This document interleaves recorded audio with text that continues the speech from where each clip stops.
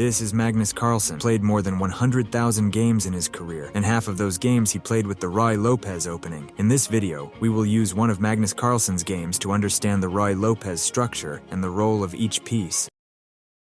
Magnus Carlsen starts the game with e4. Viswanathan Anand responds with e5. Magnus attacks the e5 pawn with his knight. Anand defends it with knight to c6. Magnus attacks Anand's defender. Anand attacks Magnus's attacker. If you can see at this position, more than 10 million people play this move, which is not a good move, so go back. In most games, black retreats the bishop twice, and you might also have to go back twice, but Anand plays knight to f6 here. Magnus then castles, then bishop to e1. But most of you are probably wondering what will happen if the knight captures our pawn. Simply attack with the rook. The knight goes to a5 to attack our bishop. Capture the knight. Black captures back. Now capture the black pawn. At this point, the position is equal, but black suffers from double pawns and hasn't castled yet. Let's go back to the main position. Magnus defends the pawn with a pawn. Now Anand attacks the bishop again. Pawn to d6. This knight can attack the bishop, which we don't want, because this bishop is very important for us. Therefore, Magnus Carlsen advances the pawn. Anand castles. Knight to d2. Knight to a5. White's mission is to bring this knight to g3 to put more pressure on black's king. Anand plays something like bishop to f8.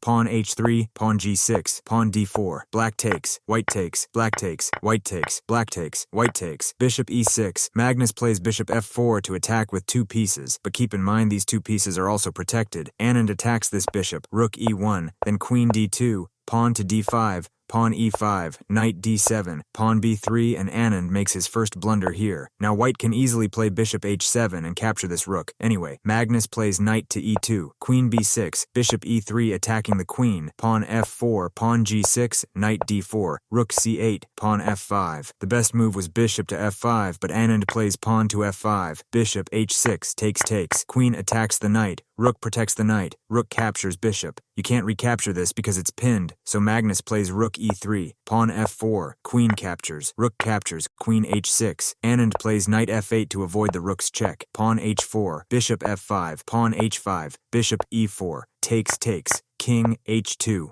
Now the checkmate is unavoidable. Checkmate. If you want to see the previous video on the top 5 chess openings, you can click here, and don't forget to subscribe for more videos.